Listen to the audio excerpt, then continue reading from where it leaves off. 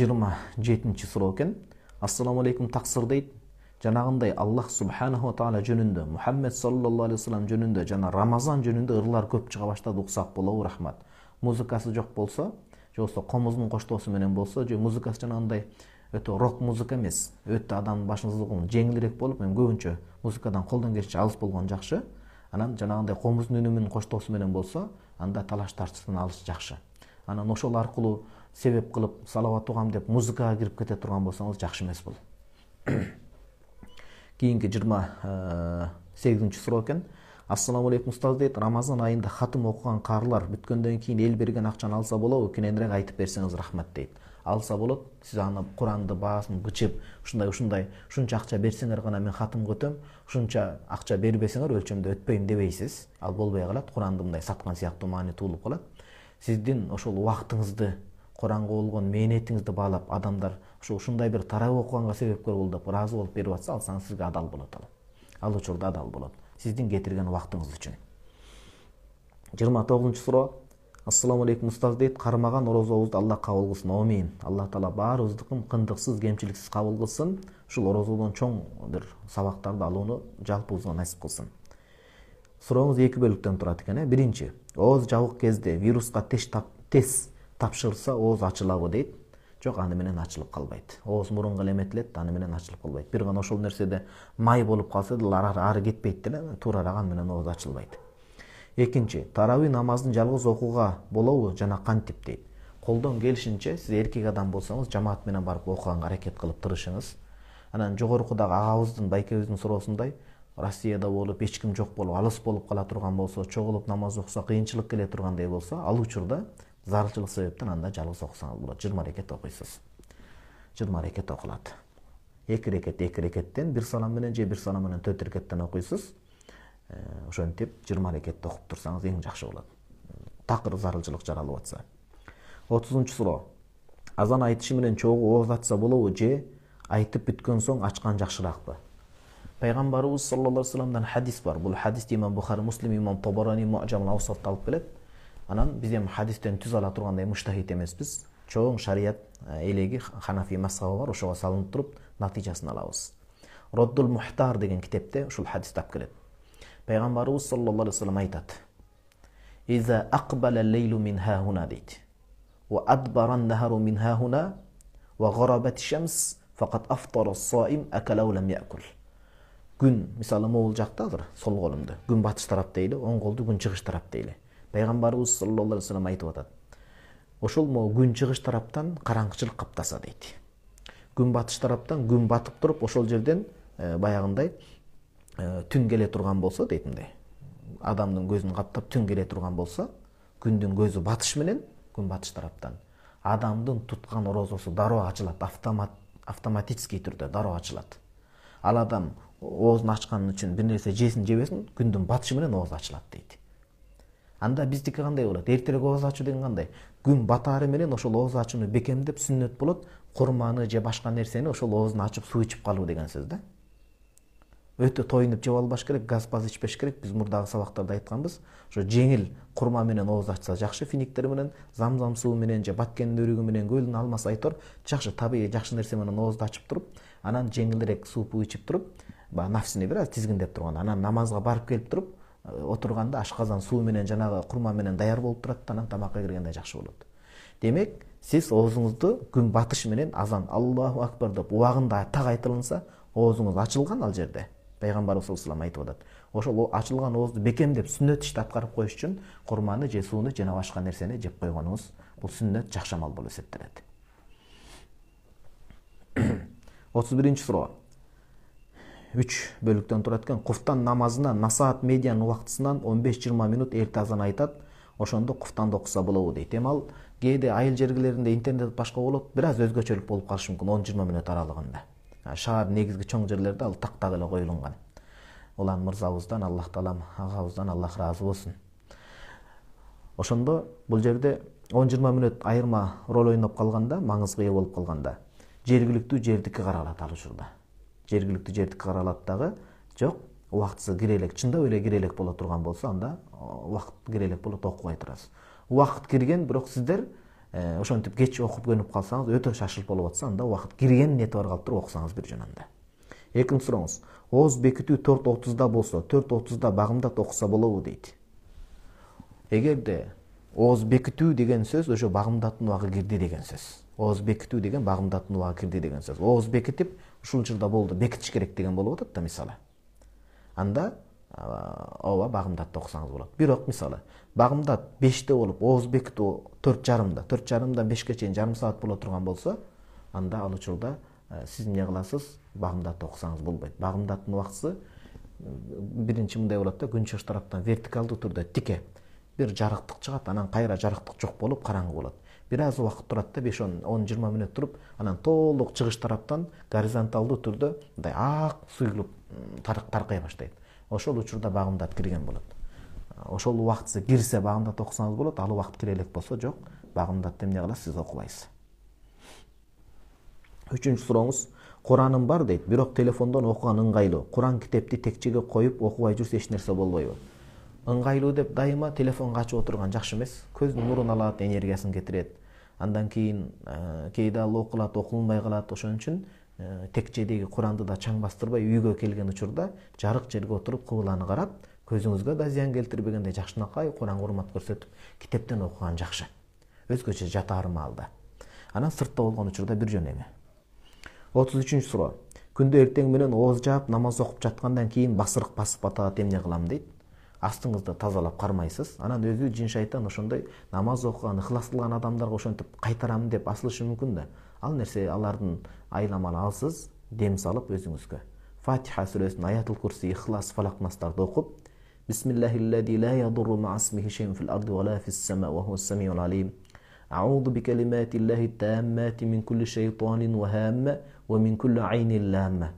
Сүннөттө, хадисте келген алымдарыбыздын берекелүү дубаларын окуп жүрсөңүз, иншалла басырык баспай калат. Астына тазалаш керек. Ошондо деле басып атсаң да, жата турган жайды жана башка жерге алмаштырыш керек болот. 32-чи суроо. Менин суроом мындай дейт. Мен сарайда жашайм. Айыз келгенине байланыштуу ооз ачкам, эми жуунганга шарт жок болуп жатат. Даарат алып кармай берсем болобу? Айылга баняга бара албай жатам дейт. Биринчи мүмкүнчүлүктө тезирээк кусул алганга аракет кылыңыз. Ага чейин чындап катуу суук болуп элестетиңиз, чындап такыр бир гусул алууга шарт жок болуп калса, орозо кармап кете бересиз, бирок намаз маселесинде анда таямын кылып турасыз. Такыр эч бир мүмкүнчүлүк жок болуп атса, орозо кармалып кете берет кийин. Орозо кармаш үчүн баягы гусул болгону жакшыраак, бирок шарт эмес да. Ал намаз үчүн шарт, такыбачылык үчүн шарт. 34-чү суроо. Ассаламу алейкум дейт. Анан 34кө суроого атташтан алдын, кетиштен алдын. Үйлөнгөндөн кийин эркек адам үй бүлөсүнө жакшынакай шарт түзүп бериш керек. Мейли айыл жергесинде болсо деле. Аял затын айзык болгондойн, намазга ушинтип бел байлап аткандан кийин аял затыны, жеңелерибизди, эжелерибизди, апаларыбызды кыйнабастан ысык суусун, жылуу суусун кийирип, ошого сөзсүз акчасын коротуш керек. Керейле кечки аш тамак аш жемей, аламан улакты өткөрө бербей, башка кыла бербей, эң биринчи кезекте үй бүлө, бала чаканын, ата-эненин эң чоң ибадат болгон намазга, ошол нерсеге сөзсүз көңүл бурушубуз керек. Бизде айылыбызда имам бар, Мекен аба деп, аябай ыраазымын ошол кишиге. Өзү тоо тарапта турат. Бирок айылда эң биринчи болуп үй бүлөсүнө, жеңебизге, кыздарына, бала чакасына шаардагыдай кылып сонун, ысык суусу, жылуу суусу менен сонун кылып куруп берген да. Болбосо тоо жакта турат. Аябай ыраазы болдум. Ар бир адам ошондой үй бүлөбүзгө шарт түзүп бериш керек. Анан башка нерселерге кетиш керек. Мынтип кыйнабашыбыз керек да, өзүңүз ошондой оор жерде турсаңыз, анан ибадатка аракет кылып атсаңыз, агабыз эмне кылып атат? Шарт жагдай балким келбей жаткандыр, бирок аракет кылыш керек түзүп бергенге. 34-чү суроо. Ассаламу алейкум дейт. Орто жашаган жарды үй бүлө Алланын ыраазычылыгын көздөп, сооп үмүт кылып, ооз аштыруу максатында кошуна колоңдорун өз үйүнө чакырса, эркек аял аралаш болгон жерге, алардын арасынан бирөө, сен ооз аштырууга милдеттүү эмессиң, сеникине бизге барууга болбойт деп айтып келбей коюу канчалык деңгээлде туура, деги эле кандай инсандар ооз аштыра алат? Тиги эжебиздин, агабыздын айткан бир сөздөрүнүн бир чети жаны бар. Жаны бар дегеним, сиз өтө өзүңүз кашанчына жардыда отпайсызбы? Мындай муктаж болуп турсаңыз, Аллах Таала көрүп турат. Ал учурда кыйналбаңыз, карызга батып артка кетпеңиз. Мүмкүнчүлүк болсо, иннамас садакату ан гинан. Мүмкүнчүлүк болсо, адам ошондой жакшы ихсан, жакшы иштерди кылыш керек. Ошол себептен сиз биринчи жагдайыңызды бекемдеп, күчөтүп алыңыз, жакшынакай кылып, абалыңызды көтөрүп, Анан экинчиден Алланын ыраазычылыгы бир гана ал нерсеге такалган эмес. Үй бүлөңүзгө жакшы кароо, башка нерседен дагы тапсаңыз болот. Эми жакшы ниетте чакырсаңыз болот, бирок эркек аялды аралаштырбай, сиз атайын эми ошол мусулманчылыкты карманып аткандай, аял затын өзүнчө бир бөлмөгө, алардын өздөрүнүн сөздөрү болот, эркек адамдарды өзүнчө кылсаңыз анда бир жөн. Бирок ошондо да ысырапкерчиликке батып, карыз болуп калбастан. Ысырапкерчилик кылып, анан аялдар менен эркектерди аралашып отуруп, көз сөз түшүп, башка болуп, анан карызданып калсаңыз, чындап эле өткөрбөшүңүз керек болот, күнөөкөр болот. Ысырапкорчулук аял менен эркектер бирге отуруп калган себептен. Бара-бара ушуга келишибиз керек, туугандарыбыз. Келишибиз керек. Кийинки 35-чи суроо. Ассаламу алейкум дейт. Орозодо уктап калып, ооз ачар убактысын өткөрүп жиберсе өкүмү кандай болот? Алдын ала рахмат, Аллах сизден ыраазы болсун дейт сиздерден. Баарыбыздан ыраазы болсун. Биз жана айтпадыкпы жогорку жакта хадис. Күн батса, адамдын туткан орозосу дароо ачылат оозу. Ал тамак аш жеш ошону бекемдеп сүннөттү гана аткаруу болот да бул.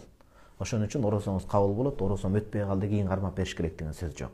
Багымда шам намазын уктап калбаңыз, каза кетирип. Будильник коюп, баш коюп турганда намазды каза кылбай окуп жетишиңиз, же уктап калсаңыз казасын дароо окуңуз да анан тамактанып алыңыз. Орозоңузга зыяны тийбейт. Болгону ошонун атайын туруп, ойготкучту коюп, башканы коюп, оозду ачып коюп, бул бекем сүннөт амалдардын бири. 36-чы суроо. Ооз жапкандан кийин багымдатка даарат алайын десем, айызым келип калыптыр. Анан эртең мененки саат 10-дордо ачтым, туура элеби же кафарат болуп калдыбы? Ооз ачканга чейин жебей туруш керек беле? Жок. Эми ооз ачканга чейин жебей турсаңыз, бул ли хурмати хадал йом дейт, ошол күндүн урматы үчүн гана болот, мүмкүнчүлүгүңүз болсо. Анан ачып койсоңуз, аны менен 10-до ачтым дегениңиз ниеттин учурун чыгарып ачырып атасыз, ал милдеттел эмес. Эгер кармап кетсеңиз, кармаңыз, бирок ал орозого эсептелбейт, жөн ошонун урматына деш үчүн гана. А бирок орозо tutуш үчүн адам этеккири келбеш керек, төрөткан келбеш керек. Орозоңуз автоматик түрдө бузулду, ачылды, кийин кафарат эмес, бир күнгө бир күн эле тутуп бересиз.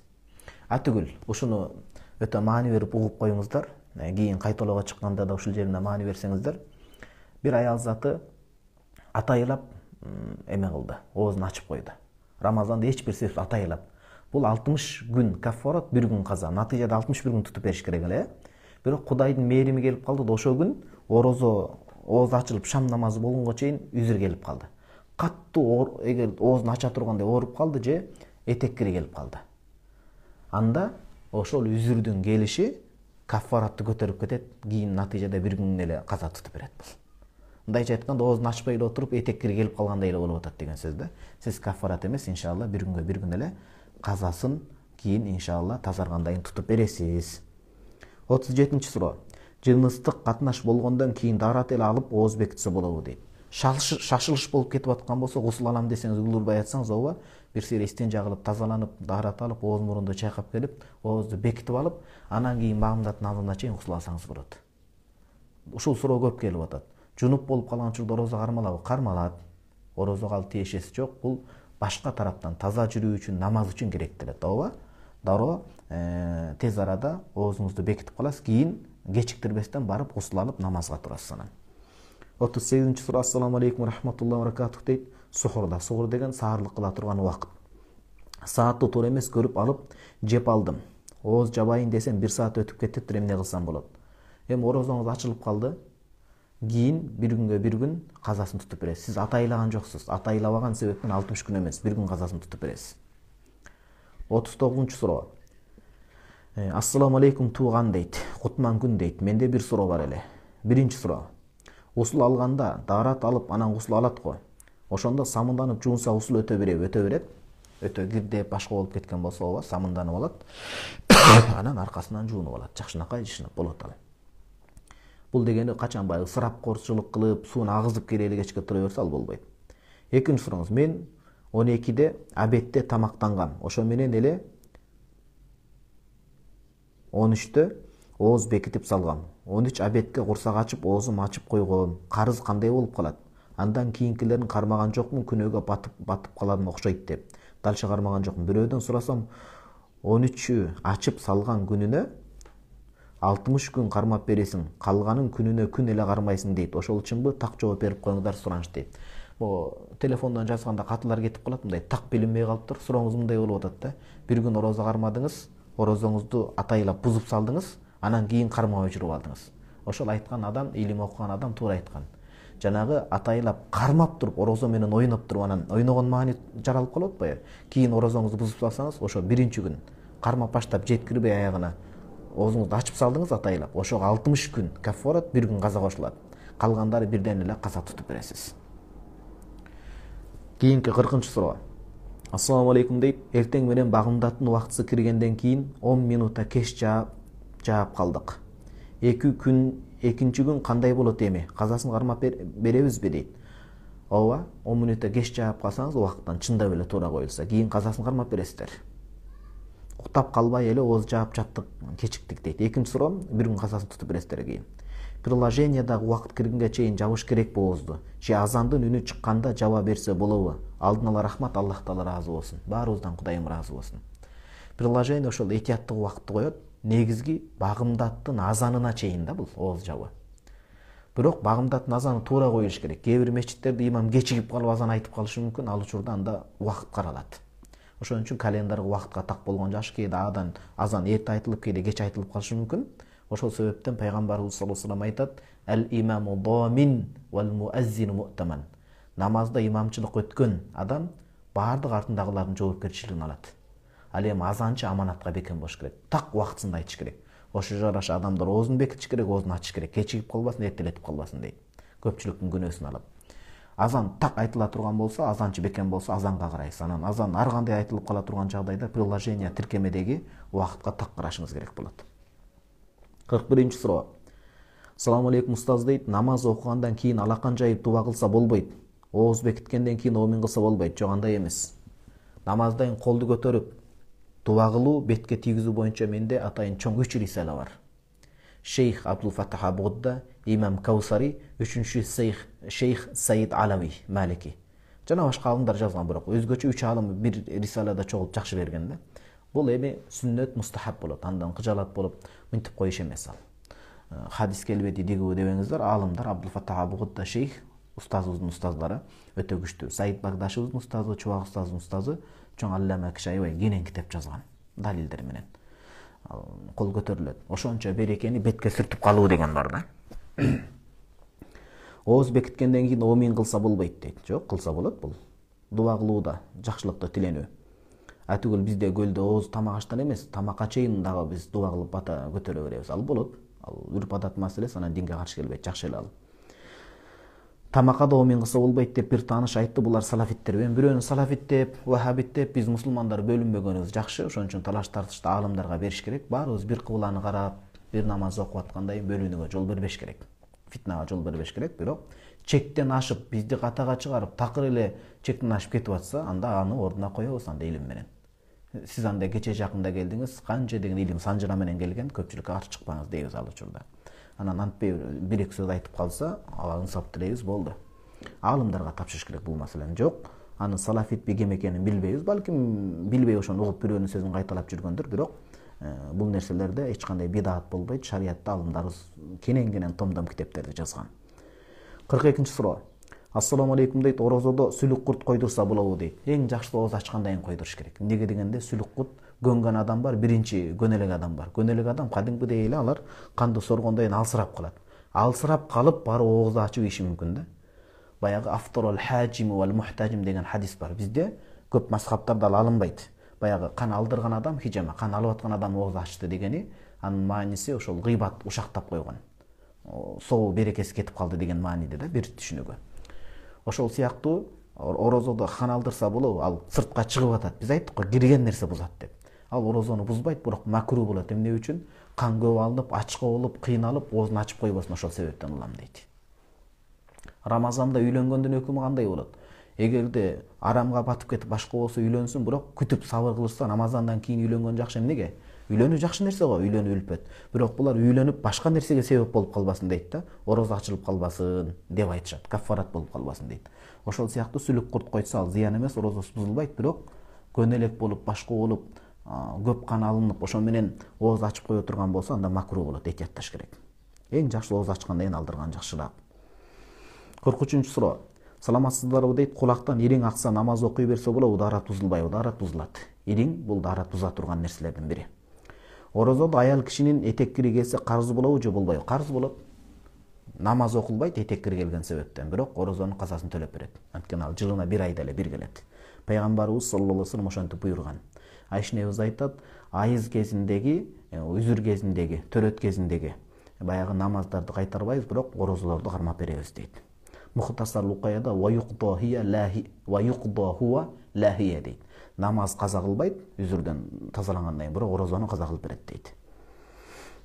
45-чи суроо.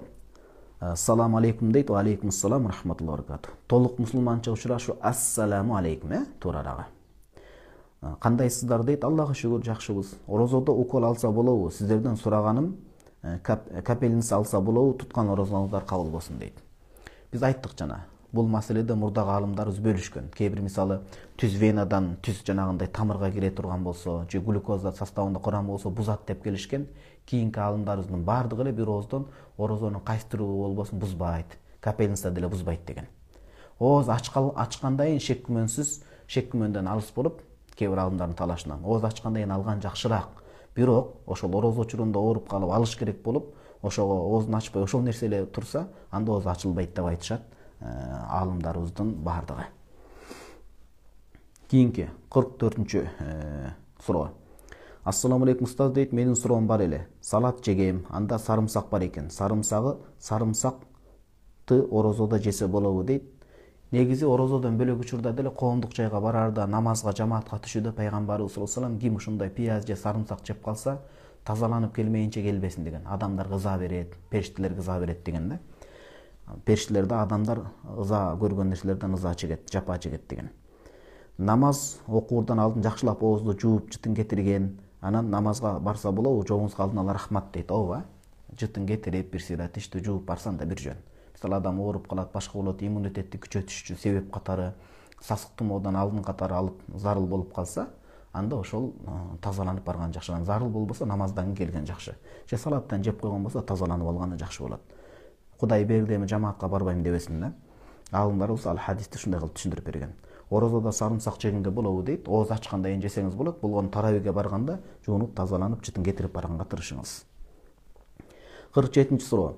Орозодо аялын урса болобу дейт. Болбойт. Орозодо эмес учурда да урса болбойт. Болбойт. Кызымдын 3 айлык боюнда бар, Аллахтан сурап жатып болду эле. Күйөө балам апамды иштен келсе, келиң дебепсиң, тозуп албапсың дегенсиз да. Деп чачынан сүйрөп уруптур. Апасы аялы менен карабай койду дептир.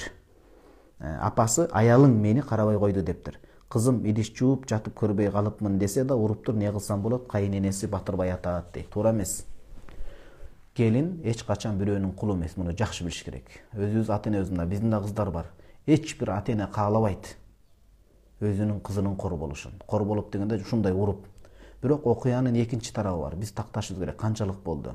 Сиз эми бир тарапты айтып атасыз. Чындап эле ошондой уруу сокку болдубу, жокпу? Кудай сактасын. Анан чындап эле ушу сиз айткандай болсо, күйөө баланыкы дагы, кайнененики да туура эмес. Эми бир байкабай, пенде да байкабай калат, башка болот, ойлонуп кеткен болот. Аны үчүн чачынан алып ура тургандай болбош керек. Келин кайнененин камырынан дейт, жакшынакай ийкемдүү кылып кайнене үйрөтүп алыш керек. Анан эненин ыраазычылыгын алыш керек бала. Мына биздин да энелерибиз бар, Аллах өмүрлөрүн береке кылсын, береке берсин. Бирок ортодо элчи болуш керек да. Эненин да көңүлүн караш керек, биринчи орунга коюп, анан келинчегин да караш керек. Ортодон жакшы бир ыкманы жолду таап кетиш керек болот. Сөзсүз эле энени ыраазы кылыш үчүн келинчегин да наразы кылыш шарт эмес. Эне табылбайт биринчи орунда, бул эч талашсыз. Бала үчүн эне эң биринчи орунда турат, бирок энени ыраазы кылам деп келинчегин уруп, согуп эмес. Адилеттүүлүк менен ортодон. Келинчегин айтыш керек, эми апабыздын мүнөзүн көзүн карайлы экөөбүз тең. Кудайым буйрса сен дагы кийин чоң эне болосуң, апа болосуң, тайэне болосуң. Бир аз чыдайлы, апабыздын каш кабагын карап туралы деп жакшынакай келишип сүйлөшүп алыш керек болот. Урганы болбойт. Тем более орозо учурунда урганы чоң күнөө болот. Ошон үчүн биз келген келиндерди жакшынакай батырып алышыбыз керек. Экинчи тараптан келген келиндер дагы батырса, ал нерсени коркоктуп, басынтып алып, үй бүлөнү башкарам деп кайната, кайнененин күйөөнүн башына чыгып албаш керек. Ортолукта дин ортолукту үйрөтөт. Ар ким өзүнүн чегинен ашпаш керек. 46-чы суроо. Ассаламу алейкум дейт. Орозодо бир жериң канап кетсе, анан аны йод же спирт менен обработка кылса эмне болот дейт. Эми ал ашказанга жетпейт деле, ооба, аны менен зарыл да канды токтотуп калыш керек. Кан кетип калбаш үчүн. Аны менен орозо бузулуп калбайт. Болгону ооз аркылуу ичке кирип кетпесин. Канды соруп атканда. Кийин 48-чи суроо. Ассаламу алейкум дейт. Устаз, орозодо оозду кечиктирип ачып калып атам. Кээде жолдо болуп калып машинада күнөөкөр болуп калмаймынбы? Жок, жогоруда айттык. Күн батары менен оозуңуз ачылат. Сиз атайылап аткан жоксуз да кечиктирип. Мажбур болуп калсаңыз, анда күнөөкөр болбойсуз. Бирок оозуңуз ачылды, орозоңуз толук.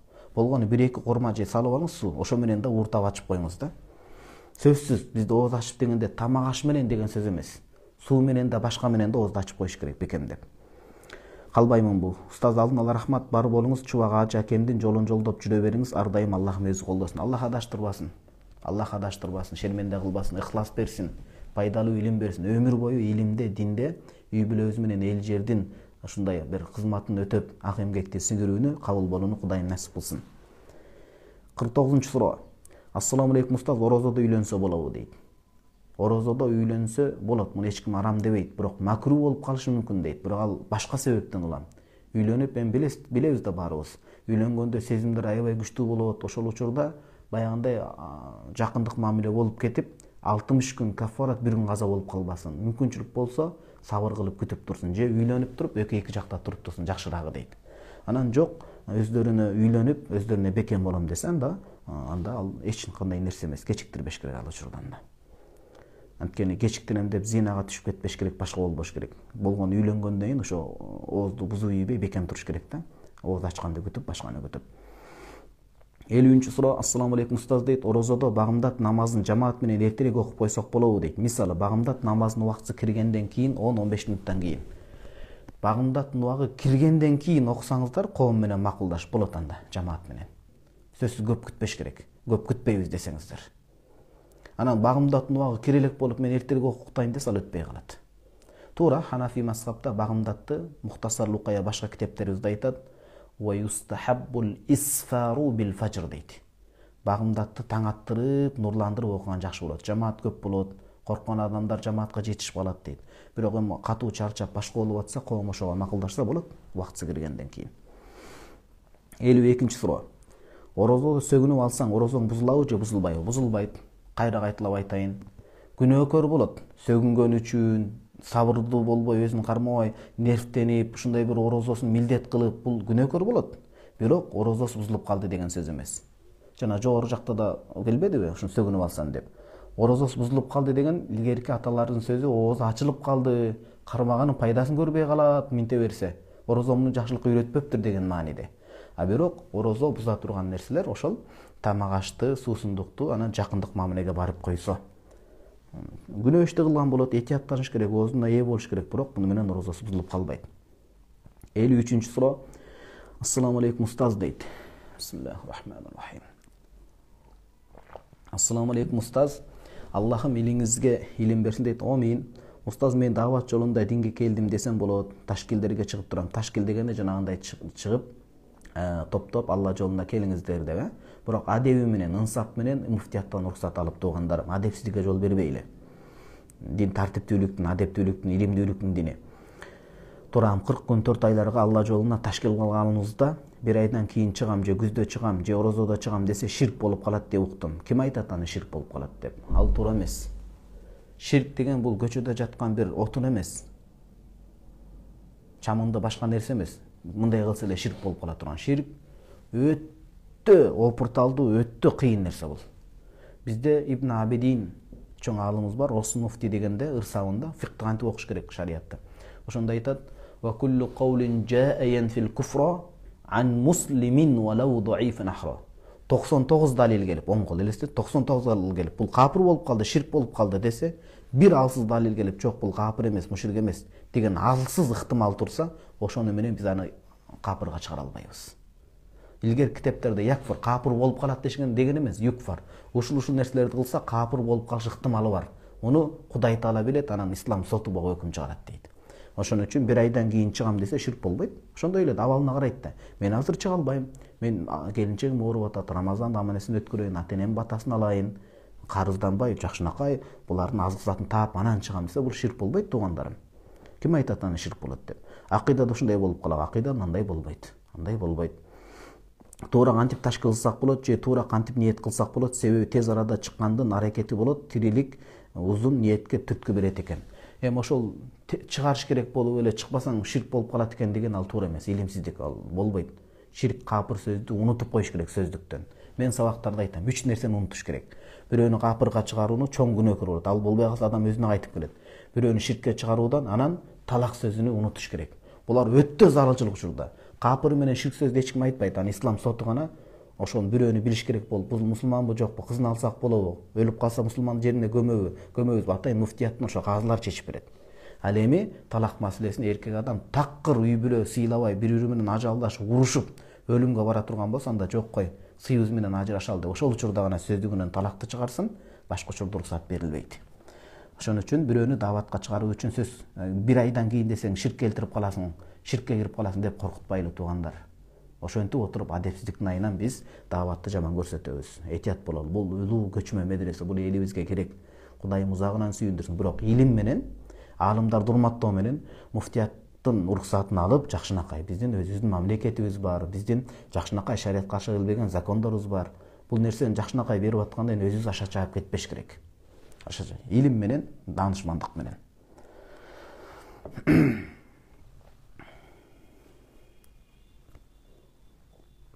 Азыр Телеграмдан келген 53 суроо окулду, эми сиздерден Инстаграмдан келген суроолорду окуп кетели. Бирок убактыбыз тек кеткен жок, Кудайга шүгүр, канча деген 53 ошол орозого тиешелүү суроолорду угуп билип алдыңыздар. Сабак айтылып атканда ар бирибиз жооп берип, өзүнчө аалым болуп кетпестен, фатва берип кетпестен, сиздин илимиңиз бар болсо сыйлайбыз. Бирок бул атайын бул эфир арналып аткандан кийин бул сабактарды угуп, ошого көңүл кылдат койсоңуз, бул адептүүлүк болот, бул чыныгы илимдүүлүктүн белгиси болот, Ушул нерсеге кулак бөлүп отурганыбыз жакшы болот. Биринчи суроо. Хайз учурда намаздардын сөздөрүн жаттаса болобу? Мисалы Фатиха, Нас деген сыяктуу сүрөлөрдү. Настан этият болуш керек, Нас сүрөсү. Анткени анын ичинде дуа деле болуш мүмкүн, бирок дуа иретинде Куран жаттанга болбойт, бирок дуа иретинде айтса болот дешет. Роббана атина фид дунья хасана ва фил ахирати хасаната ва кина азабан-нар. Кудайым бул дүйнө акыреттин бейишин насип кылып, тозак азабынан сакта деп дуа иретинде айтса болот, бирок Куранды үйрөнүш максатта окуса болбойт дейт аалымдарыбыз. Этият болуш керек. Орозодо тиш доктурга барса болобу? Тиш салдырганга айттык. Колдон келсе, ооз ачкандайын барган жакшыраак, бирок зарылчылык болуп, ошол учурда гана иштеп атса, анда барсаңыз болот анда. Болгону жанагыны сууну, канды тамактан ары жутуп албашыңыз керек. Ассаламу алейкум дейт. Календардагы убакыттан 5 минуттай өтүп ооз бекитсе орозо жарай береби?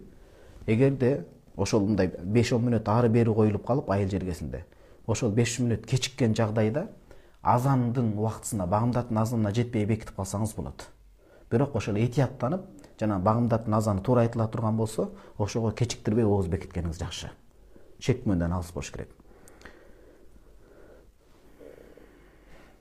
Ассаламу алейкум, түшүмдө пайгамбарыбыз саллаллаху алейхи ва саллям көрдүм, убакыт болсо айтып берет элем дейт. Айтып бериңиз. Анан ошол кандай көрүлдү, кандай сыпаттар менен ошого жараша айтылып берилет. Тарави намазда мисалы дейт, Ясин сүрөсүнүн 4 аят, Вакыа сүрөсүнүн 4 же 5 аят окуса, 4-5 аят окуса болобу, же Шамс сүрөсүнүн 4 аят сыяктуу окуп кете берсек болобу дейт. Куранда тартип сактаган жакшыраак болот. Тартип менен мындай кылып, ирети менен окуган жакшы. Анан элестетели, сиз ушуларды гана жаттадыңыз. Ушуларды гана жаттасаңыз, анда жогорудан ылдый түшүп окусаңыз болот. Намазга жок дегенде бир узун аят болсун дейт го, 3 аятка теде, же кыскыча аят болсун дейт. Ошондой гана шартта болот анда. Саламатсызбы дейт, тишим ириңдеп кетиптир, зубной врачка зубной врачка барсам, эч нерсе тамагыма кетпесе оозуң ачылбайт дейт. Ооба, жогору жакта айттык. Саламатчылык, Кудай таалам ден соолук берсин. Ошол орозону бекем кармап, намазды тургузуп кетиңиз эчекеси. Тамагыңыздан эч нерсе өтпөсө, анда этияттансаңыз, ооба, барсаңыз болот. Ассаламу алейкум дейт, мурдум бүтө берет, спрей чачканда ачылат, орозо учурунда мурунга чачса орозо бузулбайбы дейт. Талаш тартыш бар. Чубак устазыбызда жообун уксаңыз болот. Кээ бир аалымдар ошол бул жанагындай жөн эле сиңип кетет, орозону бузбайт дейт. Кээ бир аалымдар бузат деген бар, этиятчылык. Ошого карап көрөсүз, карап көрүп, өтө зарылчылык болбосо, орозо учурунда этияттанып сактанып туруңуз. Анткени кээ бир аалымдар күчтүү далилдерди алып келген, бузулуп калыш ыктымалы бар деп. Бул мындай суу болуп эле кирип атат дейт. Кээ бирөө абага жанагындай эме деп коет да, чаң сыяктуу эле, же болбосо жанагындай түтүн сыяктуу эле болот, бул кирбейт, ал бузбайт дегендер бар. Колдон келишинче өтө катуу кыйналып оорубасаңыз, сабыр кыла алсаңыз, сактанып турган жакшыраак болот.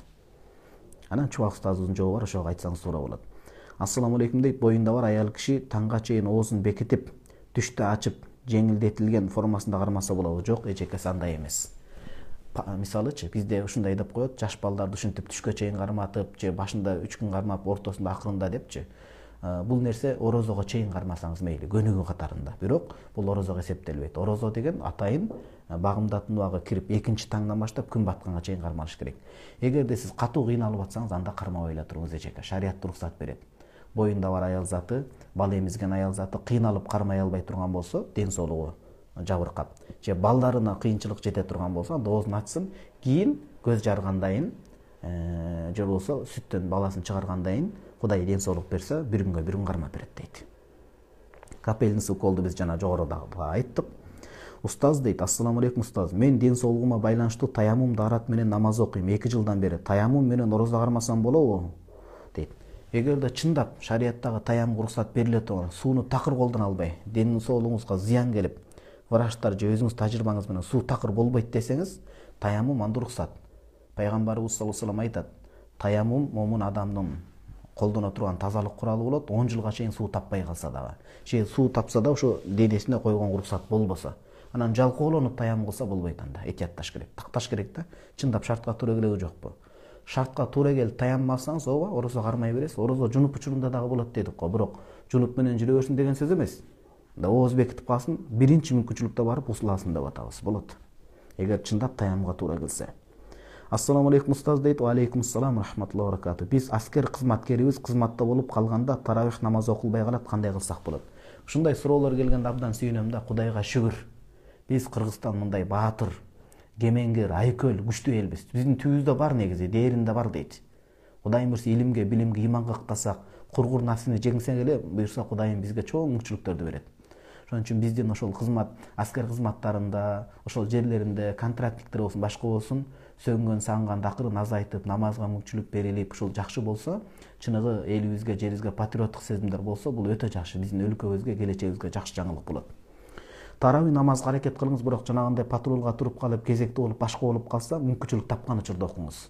Ошо багымдатка чейин окусаңыз болду, бирок күндүзгө жанагы нерседе кыйналып калбаңыз. Айтор багымдатка чейин окуп үлгүрсөңүз болду, бир тууганым.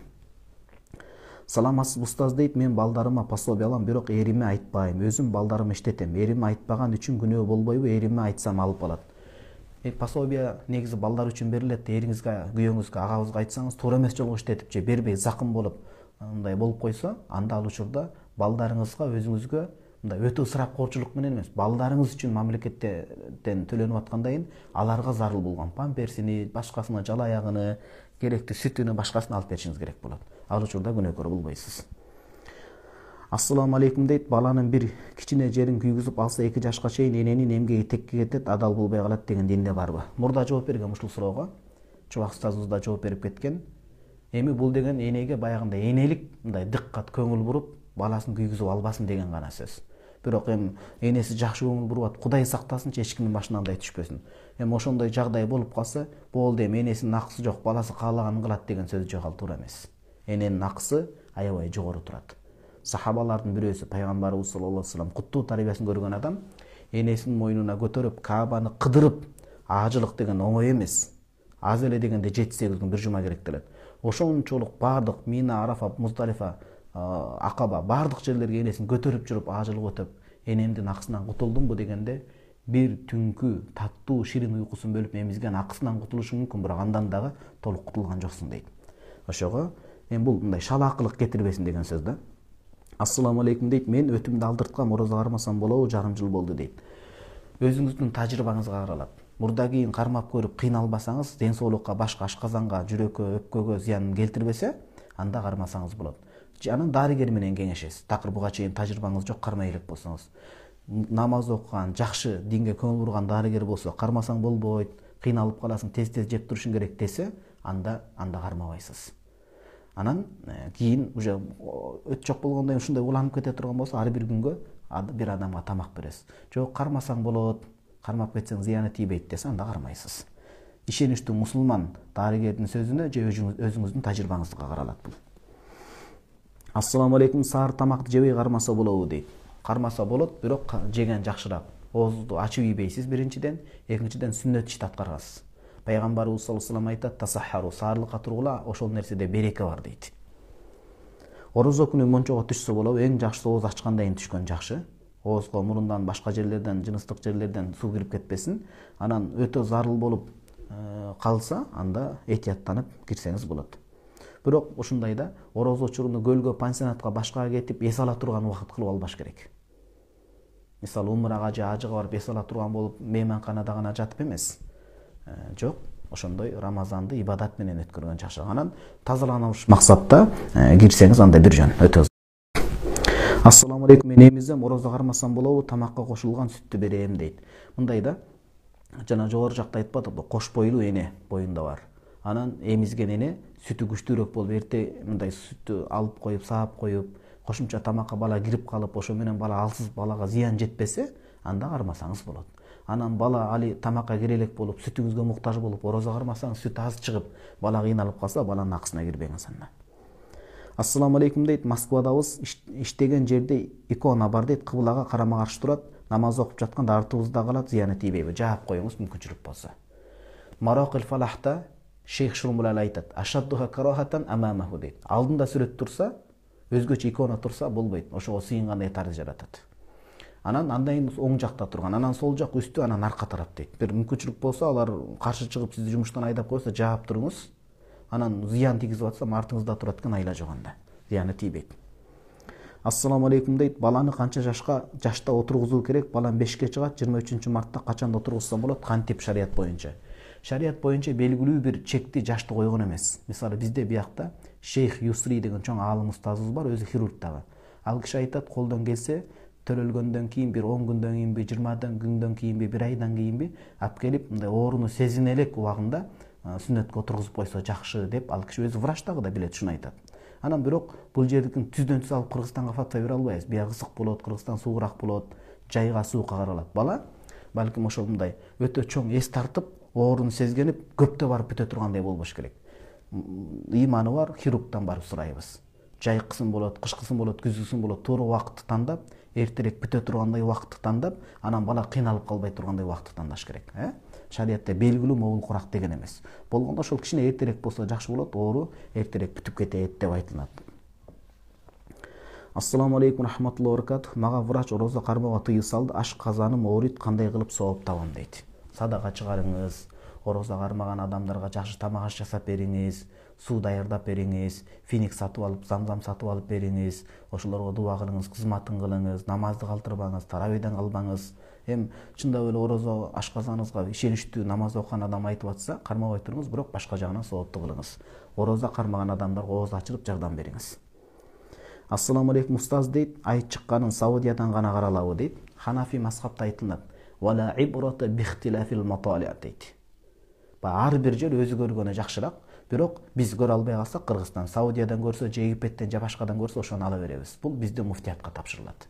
Муфтият кандай өкүм чыгарат, ошого баш ийебиз. Сөзсүз ар ким өз жеринен көрсүн. Биз мисалы Шабан айынын 29 кечесинде каралат да.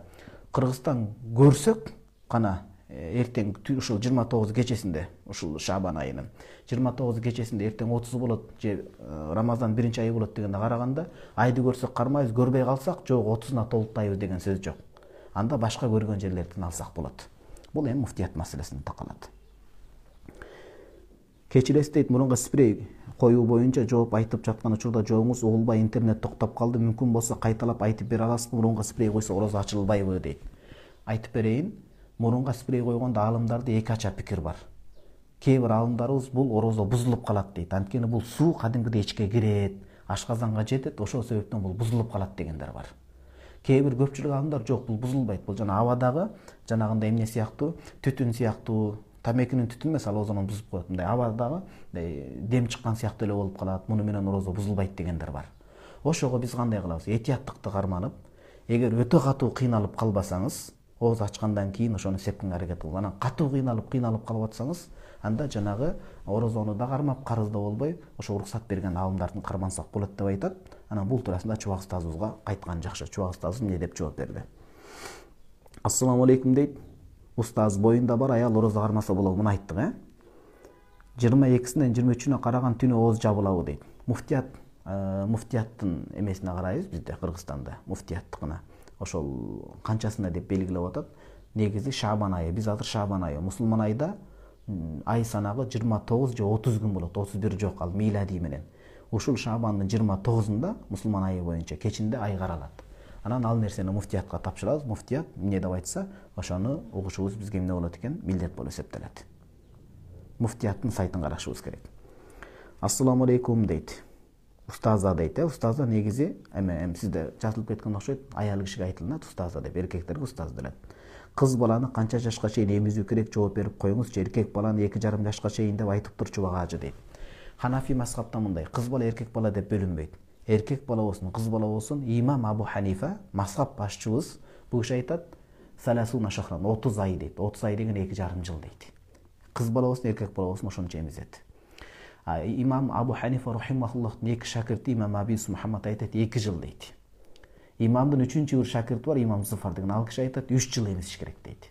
Фатва 2,5 жылга берилет. Кээ бир алдыр 2 жылга чейин деп жүрөт, бирок 2,5 жылга чейин эмизет кыз киши деле.